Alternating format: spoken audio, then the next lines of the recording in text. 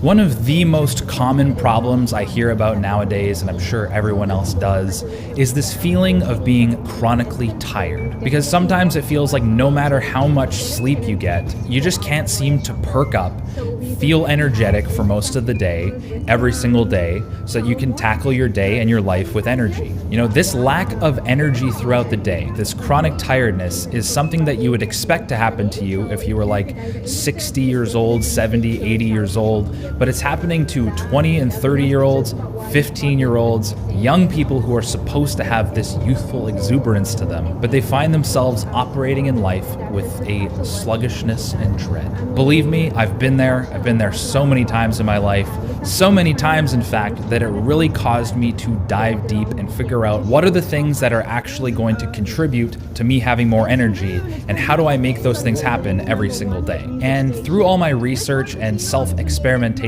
I've found out that the most important things are kind of the things that you hear all the time: sleep, exercise, and diet. You might be tempted now to click away from this video because you already know this, but that's exactly where I ran into problems. I was treating sleep, exercise, and diet like a checklist. It's like, yeah, I get a reasonable amount of sleep. I exercise. I'm an athletic guy. Yeah, I eat food. So those things can't be the reason why I'm feeling sluggish. So I started looking for these like quick tips, and maybe I was iron deficient, or maybe I had a gluten sensitivity, or maybe I needed to decalcify my pineal gland. I skipped over the fundamentals in search for some miracle pill that would make me less tired throughout the day. It wasn't until I revisited the basics and tried to absolutely nail them that I realized that was the problem the whole time, especially sleep. So in this video, I want to go over some things that I've implemented in my life that really has given me a lot more energy throughout the day on a consistent basis. And yeah,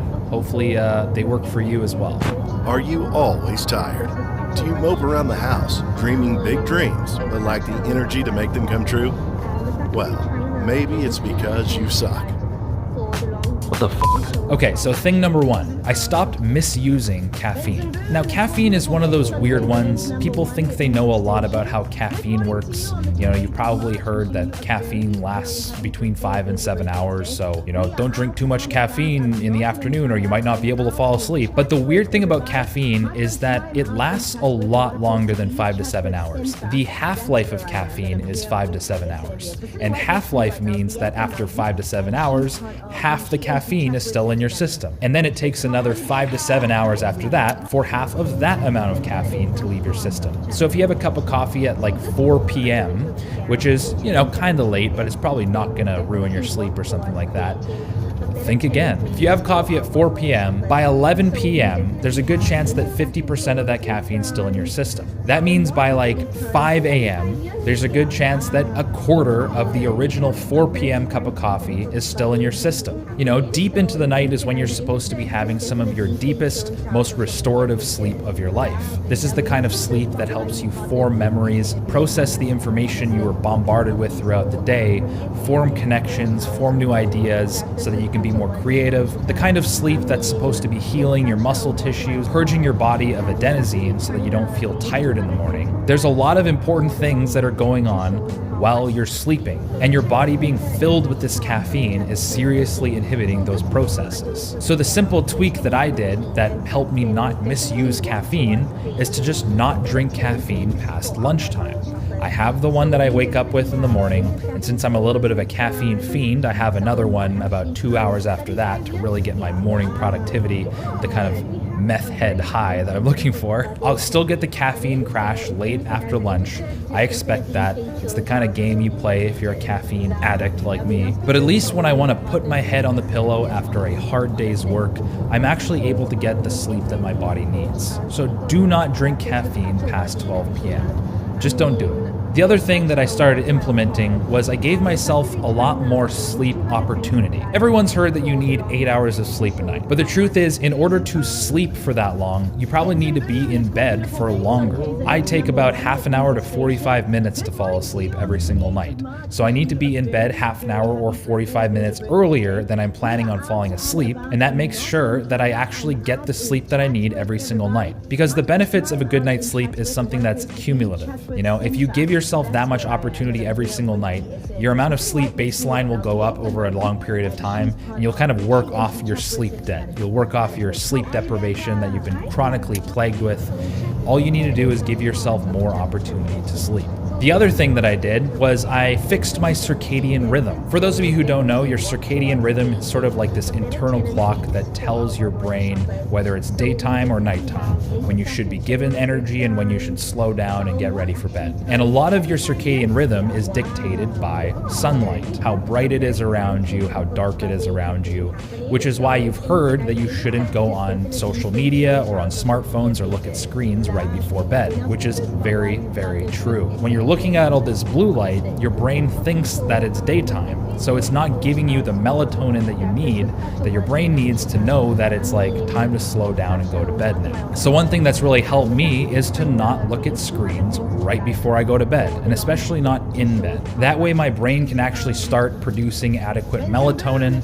I can start slowing down psychologically, and by the time my head hits the pillow during my little sleep opportunity window, I'm out like a light. The other thing I did to fix my circadian rhythms was I pinned a black blanket over my windows because I'm a barbarian with no sense of interior design. But what that did was when it's the earlier hours of the morning when I'm still sleeping, like 5 a.m., 6 a.m., 7 a.m., I still want it to be dark so I can still be deep in sleep, getting as much high quality sleep as I can, rather than having all this sun blasting in the window interrupting my hard-earned slumber. So make your room darker so that for the time you're asleep, your brain thinks it's nighttime and that you should be sleeping. And the last thing that I implemented to improve my sleep seems like a little quick fix. I don't know if this applies to you, but I was reading this book called Breath by James Nestor, and he talked about the benefits of nasal breathing as opposed to mouth breathing. And I noticed that when I put my head on my pillow every night, my nose gets really congested, and I end up opting in the middle of the night to mouth breathing. And in the book, he talks about how nasal breathing is a lot better for you. So anyways, if you can't breathe out of your nose at night, fix that. I fixed it by using Breathe Right strips. This video is not sponsored by Breathe Right, but that's just what I did and they work for me. I'll put an Amazon, actually I'm not gonna put an Amazon link, just type in Breathe Right strips. Okay, so let's talk about exercise. There is a fascinating link between your psychology and your physiology. It seems like what's good for the body is also good for the mind. It's the reason why power posing somehow, like standing up and putting your hands on your hips or whatever, that kind of stuff increases testosterone. It's bizarre to think of it, but literally just power posing, feeling powerful, lowers your cortisol, which is your stress hormone, and increases your testosterone, making you feel more confident and powerful. And you hear so many accounts of people who fixed their posture, which allowed them to go about the day with more confidence. It's like a chicken or the egg thing. They fixed their physiology, which translated into benefits for their psychology. The only reason why I'm saying this is because one of the most effective ways that you can have more energy throughout the day is to move your body. See how the hips act as a pivot. You would think that if everyone had the same baseline energy to work with, that if you expend that energy by being active, you'll have less energy throughout the day. But the exact opposite is true. People who regularly expend their energy have a higher baseline of energy to expend. Squeeze tight with the buttocks and slowly put the buttocks way back. It's almost like there's a golden rule baked into the universe that says, that which costeth energy giveth energy. I should probably make a t-shirt with that. It wasn't long before Ernie began to feel the benefits of his regular exercise. So you might be thinking, Joey, you're an active guy, you go to the gym, you play hockey, so that probably wasn't that big of a problem for you. Well, it turns out it was. I play hockey once or twice a week in the evenings. And then I go to the gym for like half an hour to 45 minutes to do some heavy lifting 3 to 4 times a week. But I spend the rest of that time, by and large, sitting on my butt, editing videos, writing content, whatever. This sedentary lifestyle was draining my energy. So I made a simple tweak. Not only do I make sure I get out and take a walk every single day, I do something to get out of the house, get moving, but I also bought a standing desk. So I spend a large portion of my time when I'm being productive standing up on my desk rather than sitting down. And this has that power posing effect. The fact that I'm standing up, my body kind of learns that I'm more active and I'm somebody who stands up. So it's like, here, have more energy. So use this weird phenomenon to your advantage. Make sure that every single single day, you're getting up out of your chair, you're going for a walk, a minute every hour, 3 to 5 minutes every hour if you're, want to be ambitious. Get up from your chair, go for a walk, go do something. The energy benefits will come in droves. And now just briefly, I'm actually not going to talk about diet because I feel like I don't want to add to the noise. One thing I've learned is that it's really genetically dependent. If your ancestors were from a certain part of the universe, maybe a paleo diet works better for you. Maybe you have a gluten sensitivity.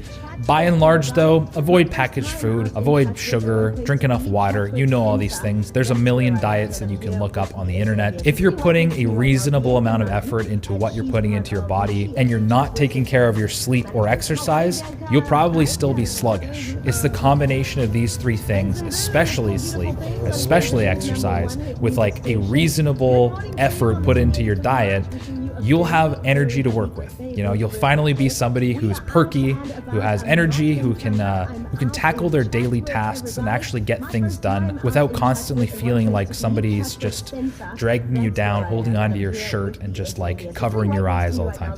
That was a terrible analogy. I just want to give a big thank you to Audible for sponsoring this video. And I actually only made this video because I started reading the book Why We Sleep by Matthew Walker on Audible. It was just like a really fascinating book, talking about the benefits of sleep, the complex mechanics that go on under the surface. It talked about the mechanics of dreams, which is some Christopher Nolan stuff. And I'd highly recommend the Audible version specifically because the guy who's narrating it has just such a golden voice and you can listen to it as you're drifting off into slumber. And for those of you who don't know, Audible is the leading provider of spoken word entertainment and audiobooks, ranging from bestsellers to celebrity memoirs to news, business, and self-development. Every single month, Audible sends you 1 credit, which you can spend on any audiobook of your choice, regardless of price. Audible members also get instant access to a bunch of news digests and guided meditation programs, which is also pretty cool. And by far, one of the most useful things about Audible is that if you cancel your membership for any reason at any time,